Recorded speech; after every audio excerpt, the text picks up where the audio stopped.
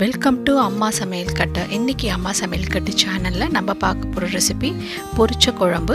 இந்த பொரிச்ச குழம்பு ரெசிபி பார்த்திங்கன்னா நம்ம புளி சேர்க்காமல் பருப்பு மட்டும் சேர்த்து இன்றைக்கி பண்ண போகிறோம். வாங்க இந்த ரெசிபி எப்படி செய்யணும்னு இப்போ நம்ம போய் பார்க்கலாம்.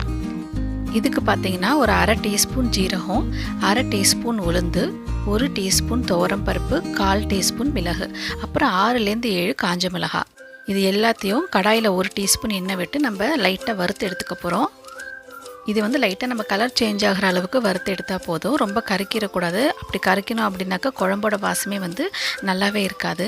அப்புறம் இது கூட ஒரு 2 டேபிள் ஸ்பூன் அளவு நம்ம தேங்காய் போட்டுக்கலாம். துருவின தேங்காய் தான் நான் எடுத்திருக்கேன். இதை வந்து ரொம்ப நேரம் வறுக்கணும் அவசியம் கிடையாது. லைட்டாக கொஞ்சம் நேரம் இப்படி கிளறி விட்டுட்டு நம்ம ஆஃப் பண்ணிடலாம். இப்போ ஸ்டவ்வை ஆஃப் பண்ணிவிட்டு இதை நல்லா நம்ம நைஸாக அரைச்சி எடுத்துகிட்டு வந்துடலாம்.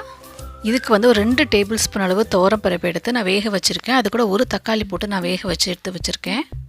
இப்போ நம்ம கடாயில் வந்துட்டு 1 டேபிள் ஸ்பூன் அளவு நம்ம எண்ணெய் ஊற்றிக்கலாம். இதுக்கு எண்ணெய் ரொம்ப அதிகம் தேவைப்படாது, கொஞ்சம் ஊற்றினா போதும். இப்போ இது தாளிக்கிறதுக்கு 1 டீஸ்பூன் அளவு கடுகு, அப்புறம் கொஞ்சமாக உளுந்து போட்டுக்கலாம். கடுகு வெடித்ததும் ஒரு கொத்து கருவேப்பிலை போட்டுக்கலாம். அப்புறம் ஒரு பெரிய வெங்காயம் இந்த மாதிரி பொடிசாக கட் பண்ணி போட்டுக்கலாம். இப்போ வெங்காயம் வந்து கொஞ்சம் நல்லா வதங்கட்டும்.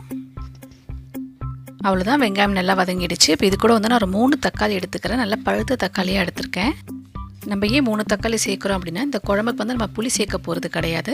தக்காளியோட புளிப்பு மட்டும்தான். மொத்தம் 4 தக்காளி. ஒரு தக்காளி வந்து நான் பருப்போடு வேக வச்சுட்டேன். மிச்சம் 3 தக்காளி இப்போ நான் வெங்காயத்தோட போட்டிருக்கேன். இது கூட கொஞ்சமாக நான் உப்பு போட்டிருக்கேன். உப்பு போட்டு வதக்கணும் அப்படின்னா தக்காளி வந்து சீக்கிரம் வதங்கிடும். இப்போ பாருங்கள், சீக்கிரம் வதங்கிடுச்சு. இப்போ தக்காளி வதங்கினோன்னா நாட்டு காய்கள்லாம் சேர்த்துருக்கேன். அதாவது 2 முள்ளங்கி, ஒரு 3 கத்திரிக்காய், 1 முருங்கைக்காய், இது எல்லாத்தையும் நான் கட் பண்ணி நான் சேர்த்துருக்கேன். இது கூட நம்ம கேரட், உருளைக்கிழங்கு, இல்லைனா வாழைக்காய், இந்த மாதிரி நாட்டுக்காய்கள் எது வேணால் சேர்த்துக்கலாம். ரொம்பவே சூப்பராக இருக்கும். இப்போ இதை லைட்டாக நம்ம வந்து எண்ணெயிலே வதக்கியாச்சு. இது வந்து 2லேருந்து 3 நிமிஷம் போல் நம்ம எண்ணெயிலே வதக்கி விட்டுக்கலாம். நல்லா எண்ணெயில் வதங்கினதுக்கப்புறம் நம்ம கொஞ்சமாக தண்ணி ஊற்றி இதை வேக வைக்க போகிறோம். ஒரு 1 கிளாஸ்லேருந்து 1.5 கிளாஸ் அளவு நம்ம தண்ணி ஊற்றிக்கலாம். மஞ்சள் தூள் வந்து ஒரு அரை டீஸ்பூன் அளவு போட்டிருக்கேன். இப்போ இதை நல்லா கிளறி விட்டுட்டு ஒரு மூடி போட்டு மூடி வச்சிடலாம். இந்த காயை வந்து நல்லா ஒரு 70% போல் வேகட்டும். இப்போ பாருங்கள், காய் நல்லா 70% அளவு நல்லா குக் ஆகிடுச்சு.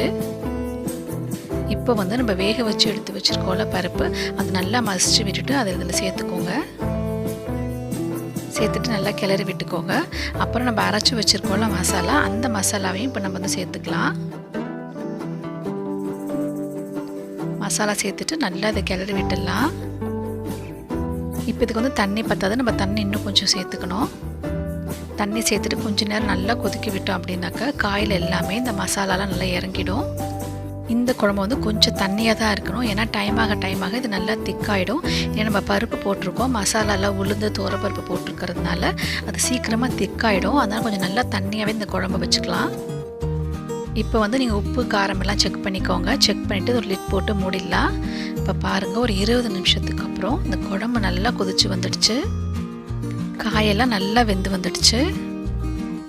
நம்ம சாம்பார், காரக்குழம்பு இந்த மாதிரி குழம்பையும் அடிக்கடி விற்காமல் இந்த மாதிரியும் குழம்பு ஒரு வாட்டி ட்ரை பண்ணி பாருங்கள். இந்த டேஸ்ட் ரொம்ப ரொம்ப உங்களுக்கு பிடிக்கும். அப்புறம் கொஞ்சமாக கொத்தமல்லி தழை தூவி இறக்கிக்கலாம். அவ்வளோதான், பொரிச்ச குழம்பு ரெடி ஆகிடுச்சு. நம்ம ஸ்டவ் ஆஃப் பண்ணிடலாம். நீங்களும் இந்த குழம்பை வந்து ட்ரை பண்ணி பாருங்கள். ட்ரை பண்ணிங்க அப்படின்னா இந்த குழம்பை நீங்களே அடிக்கடி செஞ்சு சாப்பிடுவீங்க. இந்த குழம்பு உங்களுக்கு பிடிச்சிருந்துச்சு அப்படின்னா அம்மா சமையல் கட்டு சேனலை லைக் பண்ணுங்கள், ஷேர் பண்ணுங்கள். என்னோடய சேனலை நீங்கள் என்ன சப்ஸ்கிரைப் பண்ணலன்னா சப்ஸ்கிரைப் பண்ணிக்கோங்க. கூடவே இருக்க பெல் பட்டனையும் அழுத்திக்கோங்க. தேங்க்யூ.